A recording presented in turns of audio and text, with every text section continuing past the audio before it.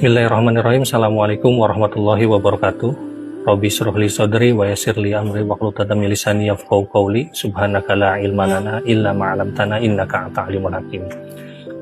Mitra mandiri yang berbahagia, seringkali kita menganggap suatu amanah jabatan itu adalah jabatan dipandang sebagai jabatan duniawi. Padahal ketika kita memahami esensi kita diciptakan oleh Allah Subhanahu wa taala, yaitu wa ma khalaqtul jinna wal insa illa liya'budun. Tentunya setiap aktivitas ibadah kita atau aktivitas pekerjaan kita ditujukan kepada ibadah kepada Allah Subhanahu wa taala. Saya mewakili dari para jabatan fungsionalis kebijakan ingin memberikan satu perspektif terhadap pekerjaan yang biasa kita tekuni sebagai seorang ASN, yaitu bagaimana kita membuat suatu kebijakan itu agar bernilai ibadah. Saya mengambil tagline, menjadi arsitek kebaikan dalam kebijakan adalah jalan ibadahnya dan dakwahnya para analis kebijakan. Kita memahami bahwa secara spiritual, seorang analis kebijakan ini tentunya harus bisa memberikan kebijakan yang memberikan kemaslahatan kepada masyarakat. Tentunya itu tidak mudah.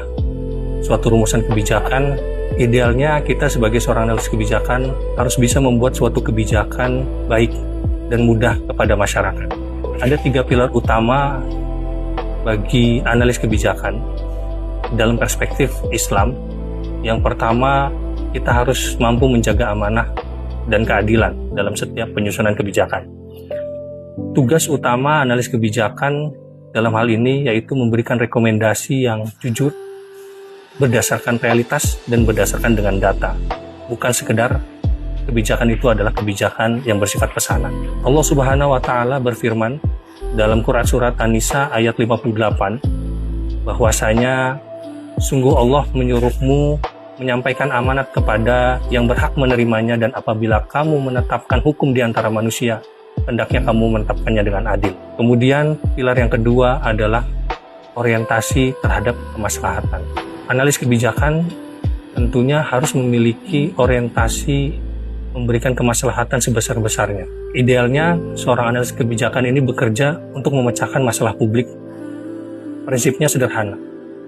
Sebagaimana Rasulullah bersabda dalam riwayat At-Tabrani dan Daruqutni, khairun nas anfa'uhum linnas, yaitu sebaik-baiknya manusia adalah memberikan manfaat kepada manusia yang lain. Ada juga kita mendengar hadis riwayat Bukhari berbunyi, masing-masing kalian adalah pemimpin dan setiap pemimpin akan dimintai pertanggungjawabannya, atau biasa kita kenal dengan kullukum ra'in wa kullukum mas'ulun an ra'iyatihi. Dalam kaidah fikih politik atau siasah syariah terdapat prinsip tasarruful imam ala riayah manutun bil maslahah, yaitu kebijakan pemimpin atas rakyatnya harus diorientasikan kepada maslahat. Disinilah peran analis kebijakan itu dalam bekerja, yaitu memberikan maslahat atas regulasi yang dibuatnya. Yang ketiga yaitu pentingnya konsultasi dan bukti atau evidence based. Jadi setiap kita dalam memutuskan suatu perkara tentunya harus dilandasi dari hasil rapat atau musyawarah atau syura, dan juga harus berdasarkan hasil kajian ataupun riset. Tentunya ini sejalan dengan surat Quran surat Asy-Syura ayat 38 yang berbunyi wa amruhum syura bainahum, yang artinya adalah urusan mereka diputuskan dengan musyawarah di antara mereka. Hadirin yang dirahmati Allah, menjadi analis kebijakan itu bukan sekedar membuat policy brief, tapi ini adalah jalan dakwah dan jalan ibadah untuk memastikan keadilan sosial itu bisa ditegakkan.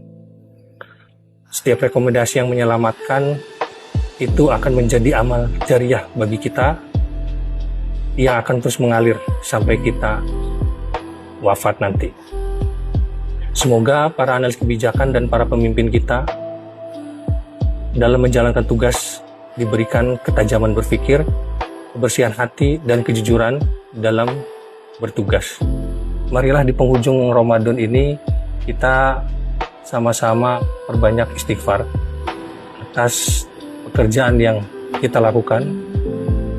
Bisa saja pekerjaan yang kita lakukan ini ada kehilafan di dalamnya, atau kebijakan-kebijakan ini tidak sepenuhnya memberikan dampak kebaikan kepada masyarakat. Namun tentunya kita dalam bertugas berusaha untuk semaksimal mungkin.